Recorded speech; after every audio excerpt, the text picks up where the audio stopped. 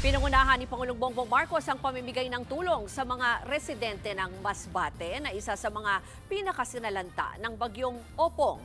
Nabigay ng food packs at hygiene kits sa mga nawala ng tirahan na pansamantalang namamalagi sa Nursery Elementary School. Namahagi rin ng tig 10,000 pisong ayuda sa 600 pamilya.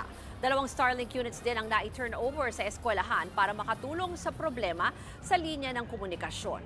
Bago ito ay natasan na ng Pangulo ang Department of Budget and Management na maglabas ng 100 milyong pisong pondo para sa Masbate. Gagamitin daw ito para sa rehabilitasyon ng mga pinadapang bahay at iba pang gusali.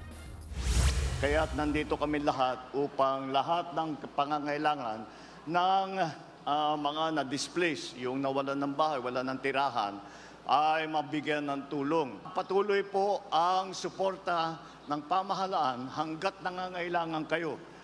Kahit na matagalan tayo ng konti dahil hindi pa nyo naaayos ang inyong mga tahanan, nakasupport na kami. Mga kapatid, Ruth Cabalpo, para sa mabilis na pasada ng mga balitang dapat niyong malaman, mag-follow at mag-subscribe sa social media pages ng News 5.